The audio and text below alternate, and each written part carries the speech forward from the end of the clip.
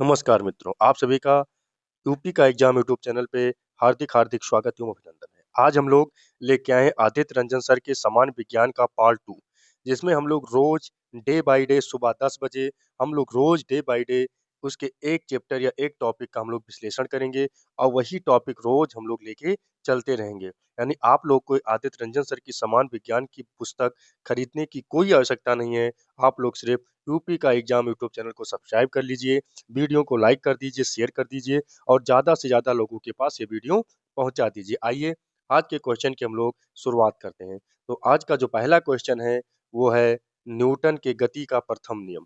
जो न्यूटन के गति का प्रथम नियम है वो है किसी वस्तु की एक ही अवस्था में रहने की प्रकृति क्या कहलाती है? तो एक ही अवस्था में रहने की जो प्रवृत्ति होती है वो जड़त्व कहलाती है। क्या कहलाती है? वो जड़त्व कहलाती है। नेक्स्ट क्वेश्चन देखते हैं।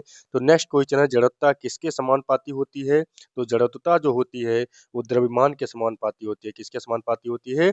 वो द्रव्यमान के समानुपाती होती है। नेक्स्ट क्वेश्चन देखते हैं किसी वस्तु का द्रव्यमान किसकी माप है? तो जड़त्व का माप है। किसकी माप है? तो जड़त्व का माप है। नेक्स्ट क्वेश्चन देखते हैं। नेक्स्ट है किसी पिंड की अपनी एक समान गति की स्थिति को स्वयं बदलने में असमर्थता को कहा जाता है। क्या कहा जाता है? गति की जड़त्व कहा जाता है। क्या कहा जाता है? तो गति की जड़त्व कहा जाता है। नेक्स्ट क्वेश्चन देखते हैं। तो नेक्स्ट क्वेश्चन है आज के सेशन का वो है किसी पिंड की अपनी आराम की स्थिति को स्वयं बदलने में असमर्थता को क्या कहते हैं? तो आराम की जड़त्व के रूप में आता है। क्या कहा जाता है? तो आराम की जड़त्व के रूप में जाना जाता है। नेक्स्ट क्वेश्चन देखते हैं। तो नेक्स्ट क्वेश्चन है आज के सेशन का किसी पिंड की अपनी गति की दिशा स्वयं बदलने में असमर्थता क्या कहलाती है? तो दिशा की जड़त्व कहलाती है। क्या कहलाती है? दिशा की जड़त्व कहलाती है। नेक्स्ट क्वेश्चन देखते हैं।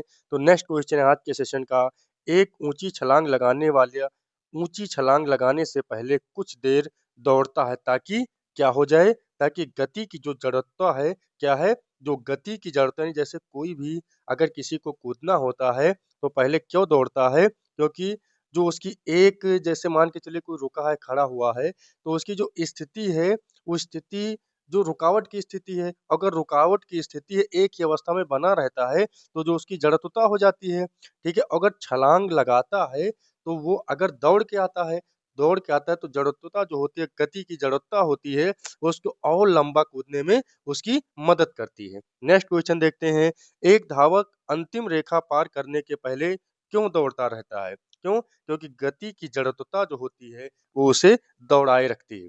यानी इसका सीधा-सीधा संबंध यही हम लोग को बताता है कि जो गति की जड़त्वता होती है, वो इंसान को दौड़ने में यानी और ऐसी जैसे किसी को दौड़ लगाना है, लंबी कूद लगाना है, ऊँची कूद लगाना है, तो उसमें जो गति की जड़त्वता होती है, वो बहुत ही इम्पोर्टेंट रखती है। इसीलिए आप लोग जड़त्वता का नियम बहुत ही अच्छे से इसको आप लोग समझें और पढ़ें। आइए नेक्स्ट क्वेश्चन देखते हैं। तो नेक्स्ट क्वेश्चन है क्या है आवेग। तो आवेग का जो फ़ॉर्मूला होता है, आवेग किसे कहते हैं? तो बल और समय के गुणनफल को क्या कहते हैं? तो बल और समय के गुणनफल को आवेग कहते हैं। क्या कहते हैं? तो बल और समय के गुणनफल को आवेग कहते हैं। नेक्स्ट क्वेश्चन देखते हैं। तो आवेग की इकाई क्या होती है? तो आवेग की जो इकाई होती है, मात्रक होता है, तो यसाई मात्रक होता है, वो है न्यूटन सेकंड प्रति kilogram metre second minus 1।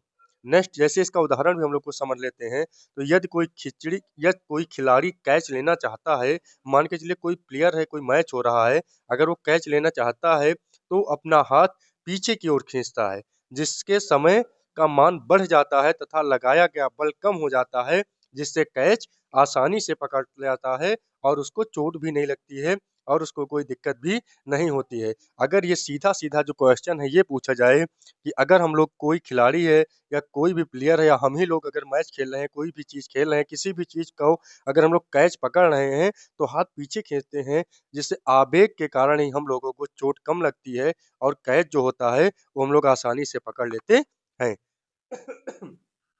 Next question देखते हैं सीमेंट के फर्श पर गिरने पर लगने वाले आदमी के रेत के टीले पर गिरने से ज्यादा चोट लगती है आवेग के कारण।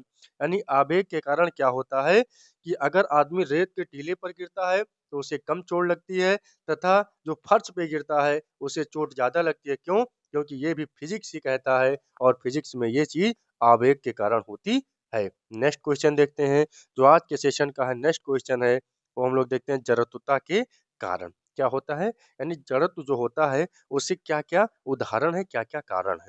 आइए समझते हैं। तो चलती बस से अचानक ब्रेक लगाने से यात्री आगे की ओर झुक जाता है। क्यों? क्योंकि ये जड़त्व के कारण होता है। अभी हमने बताया कि जो भी प्लेयर कैच लेता है, वो किसके कारण होता है? चोट नहीं लगती है, आसानी से कैच पकड़ता है, पीछे हाथ खींचता है, वो सब आवेग के कारण होता है। लेकिन जो चलती बस अचानक ब्रेक जो लगता है, उसमें आदमी आगे की ओर झुक जाता है, तो ये किसका उदाहरण है? ये जड़त्व का उदाहरण है। नेक्स्ट क्वेश्चन देखते हैं। जो रुके हुए वाहन के अचानक हिलने से यात्री पीछे की ओर चला जाता है। यानी अगर कोई गाड़ी खड़ी है, अगर अचानक से आगे चलेगी तो आदमी पीछे की ओर झुक जाता है। क्या? ये भी जड़त्व का ही नियम कहता है। नेक्स्ट है, कालीन को डंडे से पीटने पर धूल के कण का गिरना। जो कालीन जो बिछाई जाती है, चटाई बिछाई जाती है, अगर उसको लोग डंडे से पीटेंगे तो उसमें जितने भी धूल के कण होते हैं वो गिरने लगते हैं। ये भी जड़त्व का ही नियम है। यानी फिर क्या है, पेड़ पौधे की शाखाओं के हिलने से पत्तियों का गिरना, ये भी जड़त्व का ही नियम है। नेक्स्ट क्वेश्चन देखते हैं। जो वन लाइनर क्वेश्चन है वो है, बल की परिभाषा किस नियम से कही जा सकती है? तो न्यूटन के गति के प्रथम नियम से। यानी न्यूटन के गति के प्रथम नियम से गति की परिभाषा कही जा सकती है। नेक्स्ट क्वेश्चन देखते हैं। जब खड़ी बस चलने लगती है तो उसमें खड़े यात्री पीछे की ओर गिर जाते हैं। निम्नलिखित में से कौन सा नियम है? ये न्यूटन के गति का पहला नियम या जड़त्व का नियम? यानी न्यूटन के गति का पहला नियम ही जड़त्व का नियम कहलाता है। नेक्स्ट क्वेश्चन कहते हैं, अभिक्षु वस्तु के स्थिर रहने या एक ही वेग से गतिशील रहने की प्रवृत्ति क्या कहलाती है? तो न्यूटन के गति का प्रथम नियम कहलाती है। गति के प्रथम नियम को क्या कहते हैं? जड़त्व का नियम भी कहते हैं। जो गति के नियम का पहला समीकरण जो है वो वेग और समय के बीच में संबंध बताता है। क्या बताता है? वेग और समय के बीच में संबंध बताता है। यही हो जाता है न्यूटन के गति का पहला नियम या गति का जो होता है ये जड़त्व का नियम या न्यूटन की गति का पहला नियम। यानी आज का सेशन समाप्त हुआ। अब हम लोग देखते हैं नेक्स्ट सेशन में हम लोग देखेंगे न्यूटन की गति का तीसरा नियम। जय हिंद, जय भारत, वंदे मातरम।